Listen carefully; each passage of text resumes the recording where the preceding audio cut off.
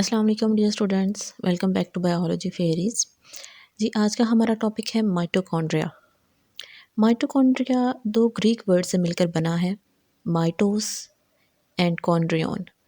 Mitos का मतलब है थ्रेड और कॉन्ड्रियन का मतलब होता है ग्रेन्यूल। इसका ये नाम इसके इंटरनल स्ट्रक्चर की वजह से है कि इसके अंदर जो मेम्ब्रेन है वो थ्रेड लाइक मेम्ब्रेन के अंदर इनफोल्ड्स मौजूद होते हैं और उन इनफोल्डिंग के अंदर स्मॉल F1 पार्टिकल्स होते हैं जो कि ग्रैन्यूल की तरह दिखाई दे रहे होते हैं। तो इसका ये नाम इसके स्ट्रक्चर की वजह से है। Mitochondria is a cytoplasmic organelle in which biochemical process of respiration and energy production occur. Mitochondria जो है ये सेल के साइटोप्लाज्म के अंदर मौजूद होती है, ऑर्गेनेली है और इसके अंदर हर वक्त बायोकेमिकल प्रोसेस हो रहे होते हैं, जैसे कि रेस्पिरेशन हो रही है, उससे एनर्जी प्रोडक्शन हो रही होती है। तो माइटोकॉन्ड्रिया का काम क्या है? 3 काम ये करता है: production of energy, storage of energy and transportation of energy. इसीलिए हम माइटोकॉन्ड्रिया को power house of the cell का नाम देते हैं, क्योंकि इसके अंदर हर वक्त एनर्जी बन रही है, स्टोर हो रही है और उसको ट्रांसपोर्ट किया जा रहा होता है। माइटोकॉन्ड्रिया जो है ये प्रोकैरियोट्स के अंदर मौजूद नहीं होता, जैसे बैक्टीरिया, ब्लू ग्रीन एल्गी। ये यूकैरियोटिक सेल के अंदर पाया जाता है, क्योंकि माइटोकॉन्ड्रिया जो है ये एक मेम्ब्रेन बाउंडेड ऑर्गेनेली है, तो ये यूकैरियोटिक सेल के अंदर पाई जाती है।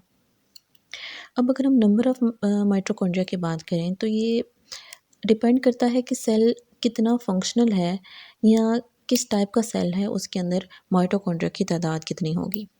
जैसे कि अगर हम हमारे मसल सेल्स हैं, मसल्स ज़्यादा वर्क नहीं करते तो माइटोकॉन्ड्रिया की तादाद कम होगी। लेकिन अगर हम वर्क ज़्यादा मसल से किसी दिन ज़्यादा काम कर लेते हैं तो हमारे मसल्स में पेन होना शुरू हो जाता है, थक जाते हैं, जल्दी थक जाते हैं। लेकिन अगर हम डेली बेस पे फॉर एग्जांपल एक्सरसाइज करना शुरू करते हैं तो फिर हमारे मसल्स जो हैं वो देर से थकते हैं। क्यों? उनके अंदर माइटोकॉन्ड्रिया की तादाद जो है वो बढ़ जाती है, एटीपीज़ जो हैं वो ज़्यादा रिलीज़ होना शुरू हो जाते हैं, ज़्यादा एनर्जी बनना शुरू हो जाती है। तो फिर क्या होता है कि माइटोकॉन्ड्रिया की तादाद जो है वो उन्हीं सेल्स में ज़्यादा हो जाती है। इसके अलावा सेल टू सेल और स्पेशी टू स्पेशी भी इनका नंबर जो है वो चेंज होता है। स्ट्रक्चर ऑफ माइटोकॉन्ड्रिया, अगर हम कंपाउंड माइक्रोस्कोप में देखें तो हमें माइटोकॉन्ड्रिया जो है एक वेसिकल, रॉड्स या फिलामेंट की फॉर्म में दिखाई देते हैं।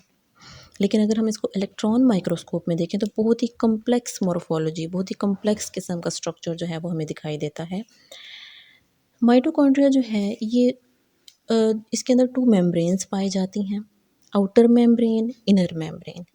आउटर मेम्ब्रेन जो है ये बहुत ही स्मूथ होती है, लेकिन इनर मेम्ब्रेन जो है इसके अंदर काफ़ी ज़्यादा फोल्डिंग पाई जाती है, काफ़ी ज़्यादा इनफोल्ड्स मौजूद होते हैं और इस फोल्डिंग को हम क्रिस्टी का नाम देते हैं। ये जो फोल्ड्स होते हैं इसका फ़ायदा ये होता है कि इससे जो मेम्ब्रेन है उसका सरफेस एरिया बढ़ जाता है। सरफेस एरिया बढ़ने से स्पेस ज़्यादा मिल जाती है और उसके अंदर इस मेम्ब्रेन के अंदर काफ़ी ज़्यादा जो है एंजाइम्स मौजूद होते हैं, कोएंजाइम्स मौजूद होते हैं जो कि रेस्पिरेशन कर रहे होते हैं। तो उन्हें ज़्यादा स्पेस मिल जाती है कि वो ज़्यादा से ज़्यादा रेस्पिरेशन कर सकें और एनर्जी का प्रोडक्शन करवा सकें।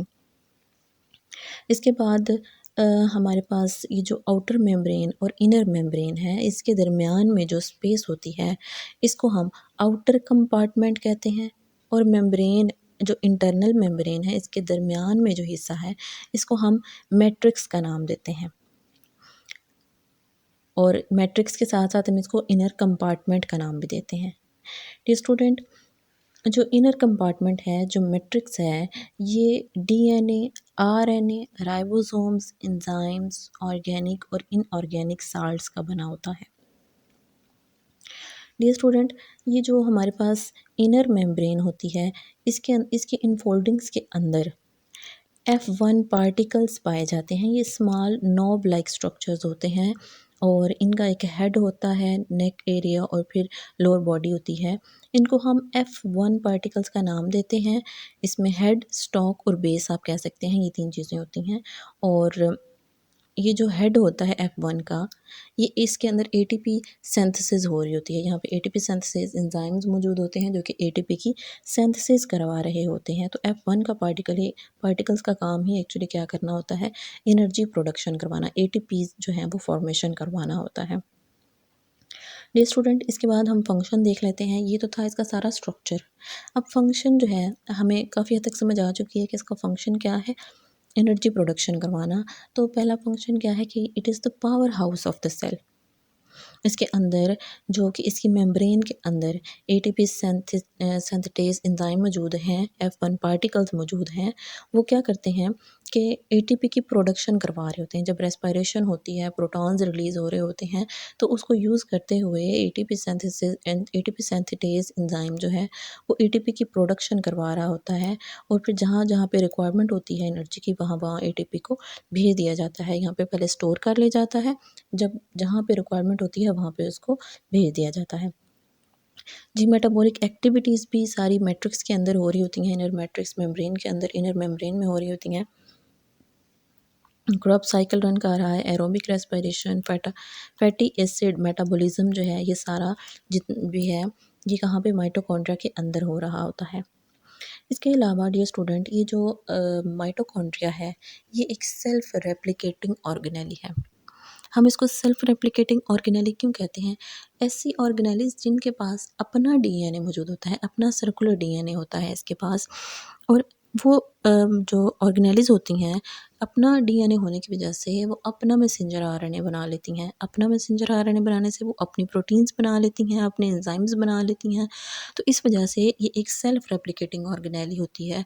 और जहाँ पर भी फिर जब भी माइटोकॉन्ड्रिया एटीपी की अगर ज़्यादा रिक्वायरमेंट होगी, एटीपी ज़्यादा डिमांड होगी, एटीपी ज़्यादा फॉर्मेशन करवानी होगी, तो फिर क्या होता है कि ये जो हमारे पास माइटोकॉन्ड्रिया है इनकी तादाद जो है वो बढ़ती जाती है।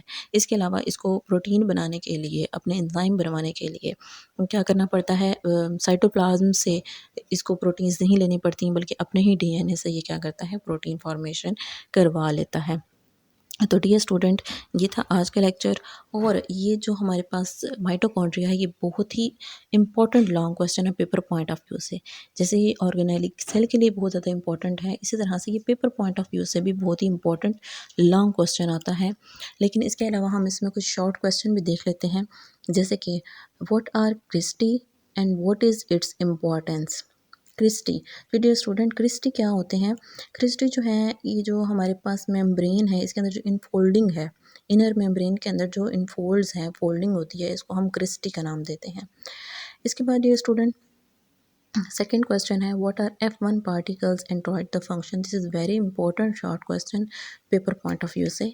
इसके बाद डियर स्टूडेंट क्वेश्चन आता है give the role of mitochondria in the cell and differentiate between cristae and cisternae. अब क्रिस्टी तो माइटोकॉन्ड्रिया की मेम्ब्रेन की इनफोल्डिंग को कहते हैं, और सिस्टर्नी हमने पीछे गोल्जी ऑपरेटस वाले टॉपिक के अंदर पढ़ा है। अगर आपको इसके बारे में भी लेना है नॉलेज तो आप जाके गोल्जी ऑपरेटस वाली वीडियो देख सकते हैं, मैं उसका लिंक डिस्क्रिप्शन बॉक्स में दे दूँगी। तो डियर स्टूडेंट, अगर आपको वीडियो पसंद आई है तो इसको लाइक, सब्सक्राइब एंड शेयर ज़रूर कीजिएगा। थैंक यू एंड अल्लाह हाफिज़।